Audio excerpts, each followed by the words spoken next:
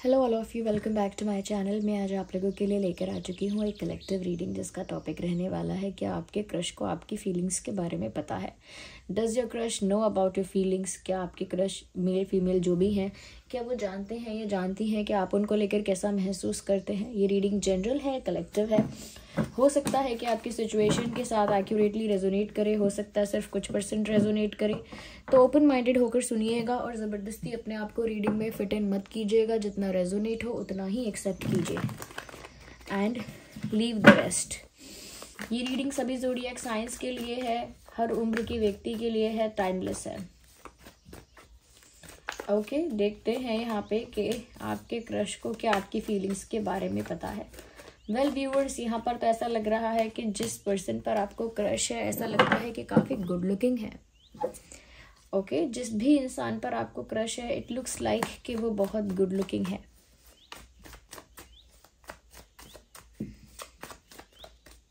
Okay, well we need one card at one time. कुछ लोगों के लिए मुझे ऐसा भी लग रहा है कि आपके क्रश जो हैं वो किसी अलग सिटी या अलग स्टेट में रहते हैं, कहीं दूर रहते हैं। एक लॉन्ग डिस्टेंस है यहाँ पे, एक ज्योग्राफिकल डिस्टेंस यहाँ पर हो सकता है।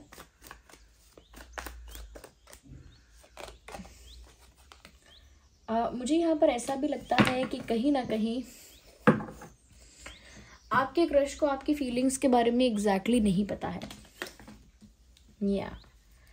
मुझे लगता है कि आपके क्रश बहुत ही फ्री टाइप के इंसान हैं, बहुत ही ओपन माइंडेड हैं, बहुत ही फ्री माइंडेड हैं और ऐसा लगता है बहुत ही कॉन्फिडेंट हैं अपनी लाइफ में बहुत एक्साइटेड हैं, बहुत एडवेंचरस टाइप की उनकी पर्सनालिटी भी है, ऐसा लगता है।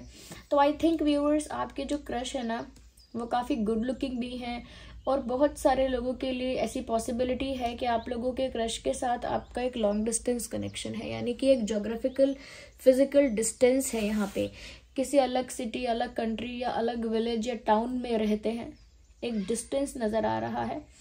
मुझे ऐसा भी लग रहा है कि आपके क्रश जो है किसी क्रिएटिव चीज़ को लेके, किसी आर्टिस्टिक चीज़ को लेके काफ़ी ज़्यादा इंटरेस्टेड हैं या कहीं ना कहीं उनकी हॉबी ऐसी हो सकती है कोई जो म्यूज़िक से रिलेटेड है या आर्ट से रिलेटेड है, जैसे सिंगिंग, राइटिंग या कोई म्यूज़िकल इंस्ट्रूमेंट प्ले करना या गाने लिखना, कविताएं लिखना, या ऐसा हो सकता है पेंटिंग करना।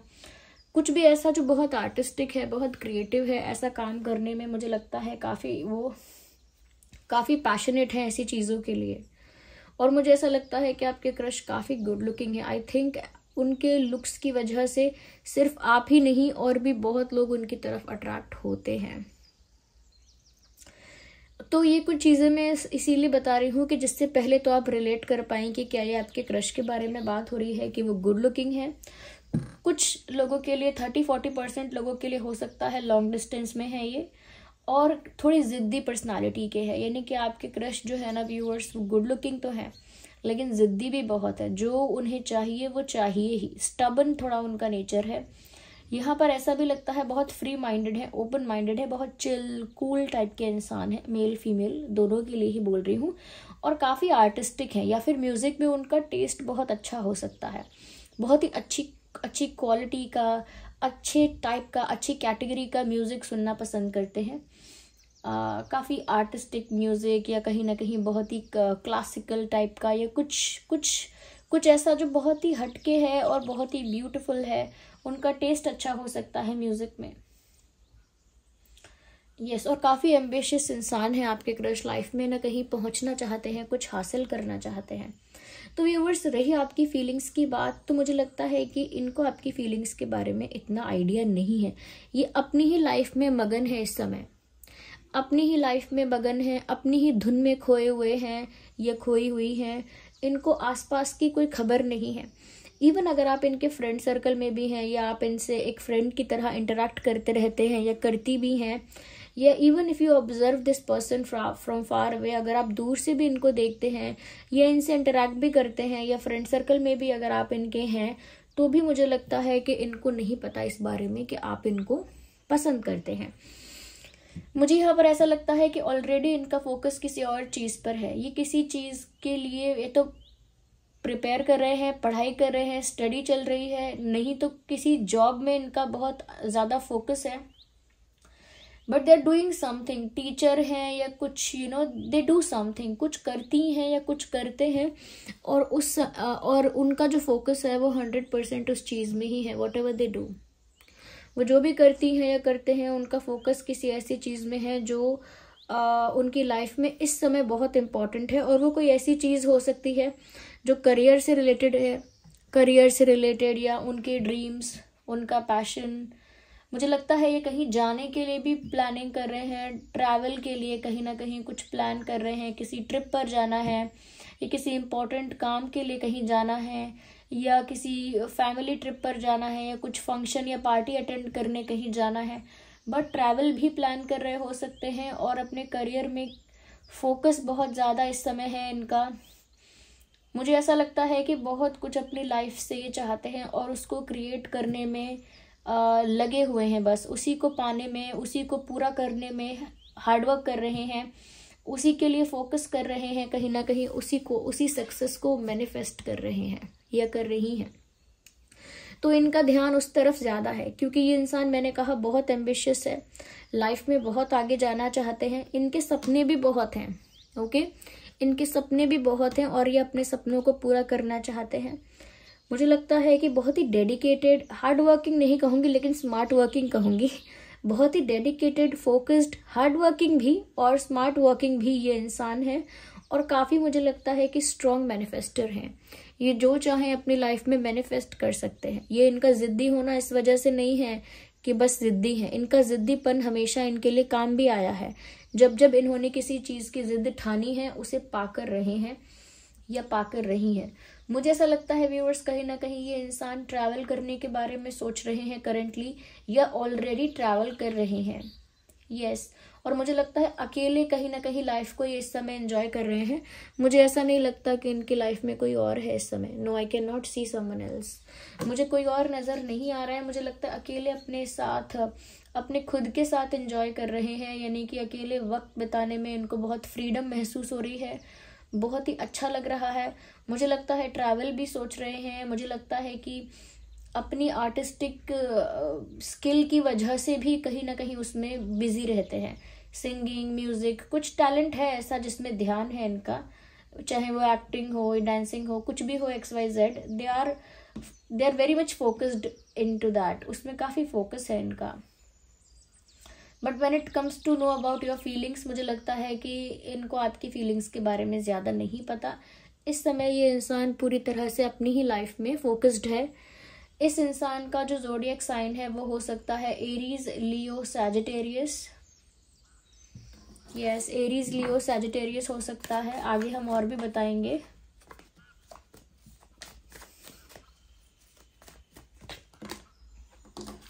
We need one card at one time. मुझे ऐसा लगता है व्यूअर्स, कहीं ना कहीं ये जो इंसान है ये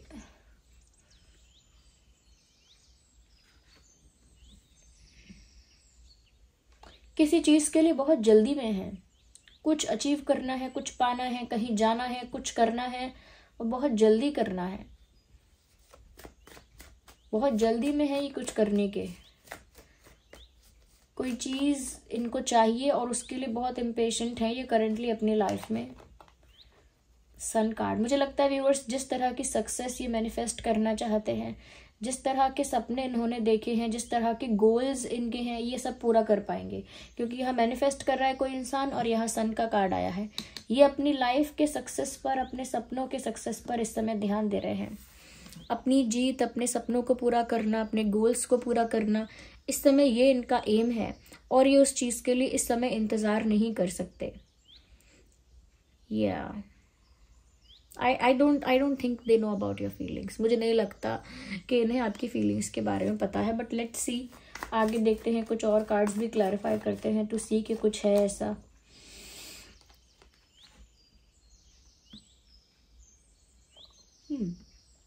क्योंकि मैंने कहा ये इंसान बहुत फ्री टाइप के इंसान है, तो इन्हें अपनी आज़ादी बहुत प्यारी है। इन्हें अपनी आज़ादी बहुत प्यारी है, इसीलिए आसानी से बंधन में बंधने वाले इंसान हैं भी नहीं है। इन्हें इनके घर वाले या कोई भी आसानी से किसी बंधन में बांधना चाहेगा, वो रेडी नहीं होंगे या नहीं होंगी इजीली। तो मुझे लगता है इस समय बंधन में बंधने के बारे में या कमिट करने के बारे में या कहीं ना कहीं किसी के कंपेनियनशिप के बारे में नहीं सोच रहे हैं।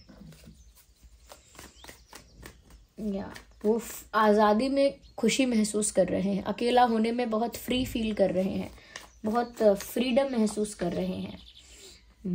मुझे ऐसा लगता है कि ये जो इंसान है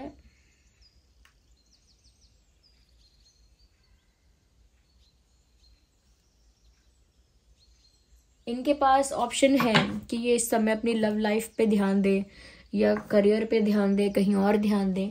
तो इन्होंने डिसाइड किया है कि करियर पे ध्यान देंगे या अपनी लाइफ को खुल के जीने पे ध्यान देंगे, अपनी लाइफ को कंप्लीटली एंजॉय करने पे और अपने गोल्स को पूरा करने पे ध्यान देंगे। तो इन्होंने दिशा चुनी है अपने आप। इन्होंने लव लाइफ को या कहीं ना कहीं प्यार को थोड़ा सा महत्व कम दिया हुआ है इस समय।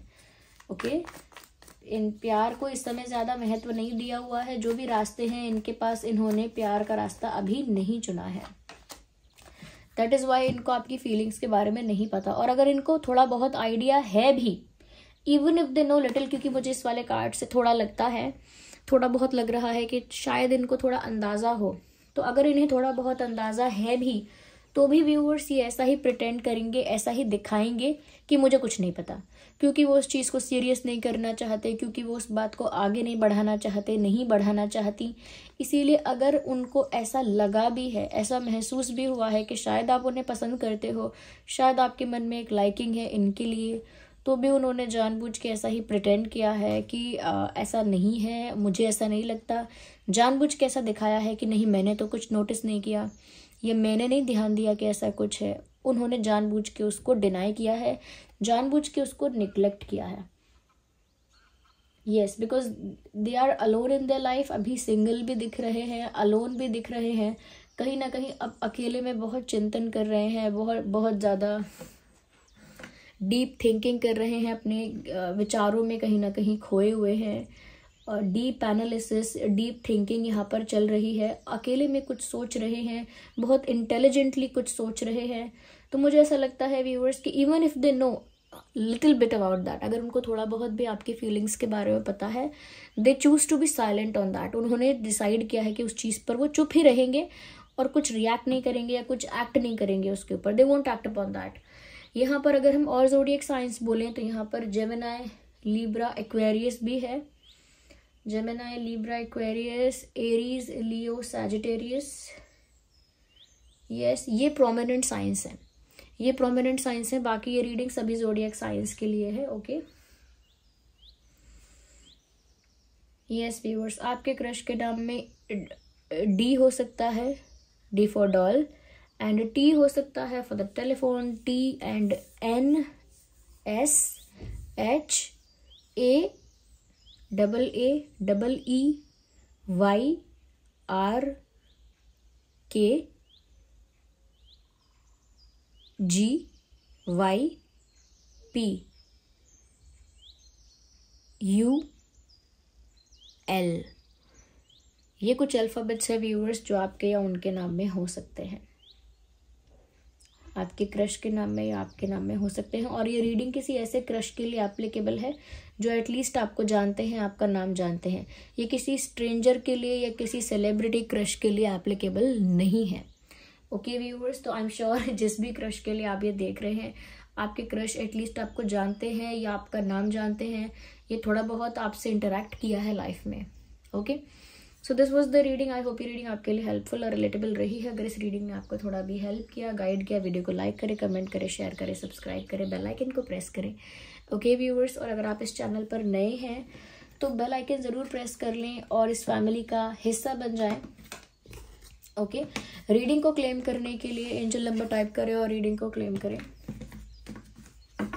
ठीक है, रीडिंग को क्लेम करें और जिन पर भी आपका फेथ है, विश्वास है, कमेंट्स में उनको थैंक यू लिखें इस गाइडेंस के लिए जो भी आपको मिली है इस समय। ओके व्यूअर्स, चलिए फिर मिलते हैं अगली रीडिंग में। तब तक के लिए bye bye family, bye bye angels, love you all, bye bye, take care.